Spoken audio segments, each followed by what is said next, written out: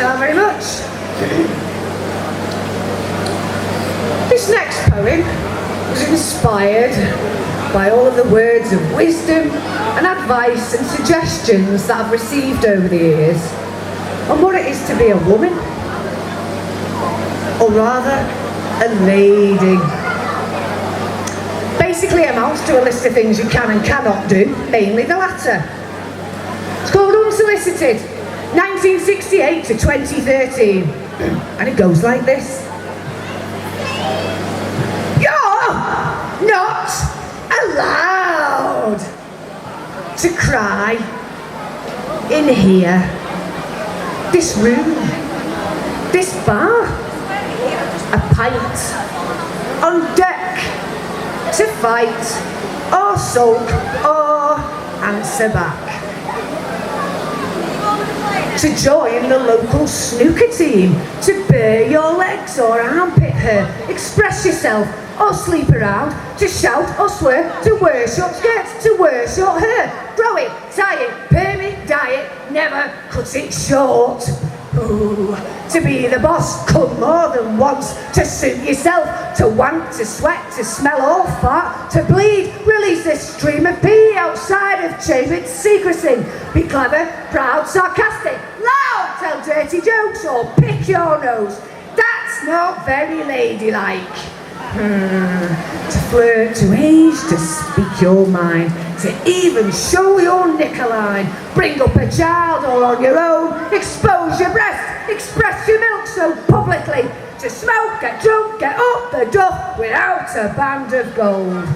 Single mothers are to blame for all the world's depravity. Unsolicited! Thank you.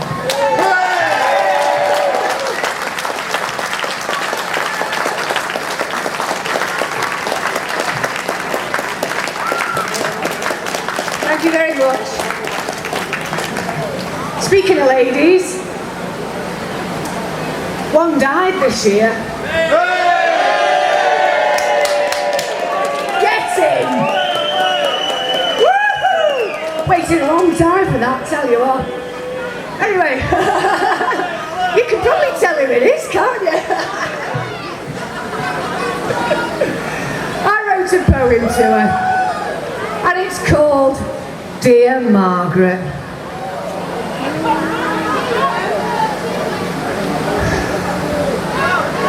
For Orgreave, the Beanfield and Hillsborough, for Operation Swamp 81,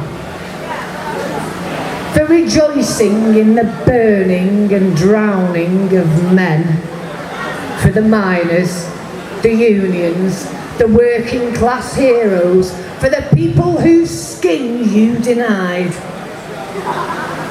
for the innocents turned into criminals, for giving the force a free rein to wield batons and tear gas and horses, to weaken and batter them all, for the families who died, for the lies you allowed to be told all this time, never giving an ounce of the truth or of justice for this 96. For the mass destruction of all our communities, psyches and spirits and faith.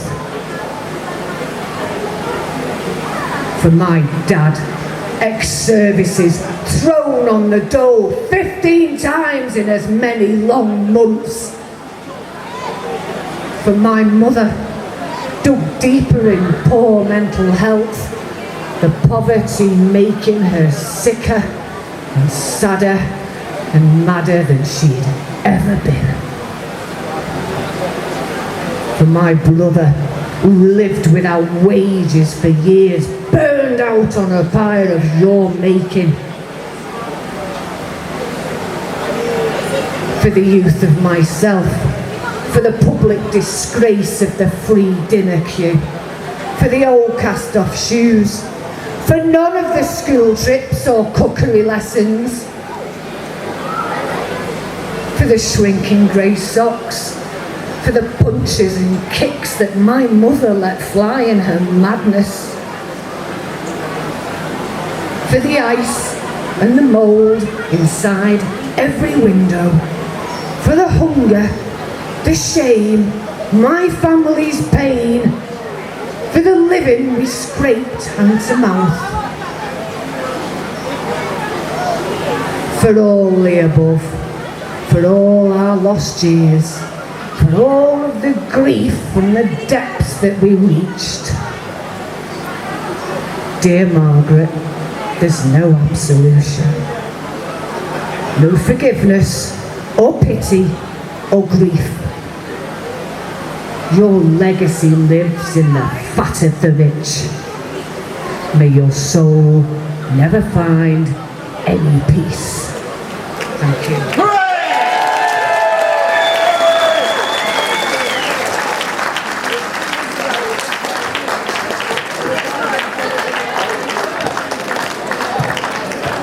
That's enough of puppies and fluffy bunny rabbits. Thank you, Laura.